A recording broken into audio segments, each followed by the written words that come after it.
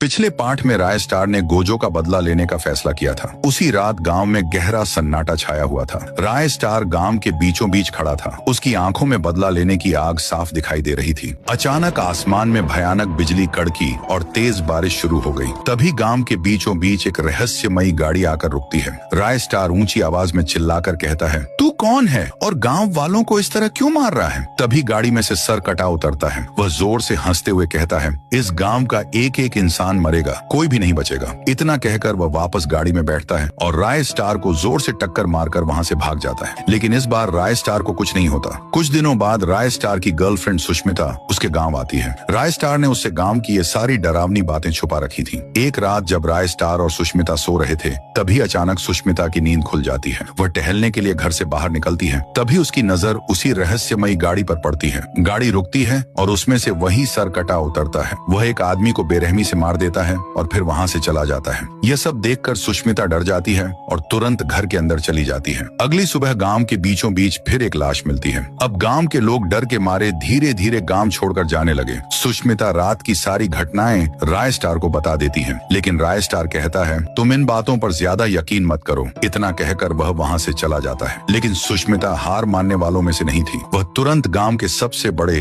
तांत्रिक बाबा के पास पहुंचती है और उन्हें रात की सारी घटना बता देती है। बाबा अपनी आंखें बंद करते हैं, गहरी सांस लेते हैं और कहते हैं, बेटी, वह कोई और नहीं बल्कि पुष्पा है। वह जंगल का रक्षक था। उसे हरियाली और पेड़ों से बहुत प्यार था। एक दिन कुछ बदमाश चुपके जंगल के पेड़ काट रहे थे। पुष्पा ने उन्हें देख लिया और उन्हें मारकर वहां से भगा दिया। लेकिन वे बदमाश बदला लेने के लिए वापस आए। रात के अंधेरे में उन्होंने मिलकर पुष्पा का गला काट दिया। गांव वालों ने उसे पागल समझकर उसकी लाश को तालाब में फेंक दिया। तभी से पुष्पा की आत्मा इस गांव के लोगों से एक एक करके बदला ले रहा है। सुष्मिता घबराकर पूछती है, बाबा, इस आत्मा का अंत कैसे होगा? बाबा कहते हैं, इसका अंत वही कर सकता है जिसका आधा शरीर इंसान का और आधा शरीर जानवर का हो। ये सुनते ही सुष्मिता के मन में ख्याल आता है, ऐसा शरीर तो शायद मेरे बॉयफ्रेंड राय स्टार का ही है। आगे क्या होगा? क्या सुष्मिता इस रहस्य को सुलझा पाएगी? ये जानने के लिए इस चैनल को सब्सक्राइब जरूर करें।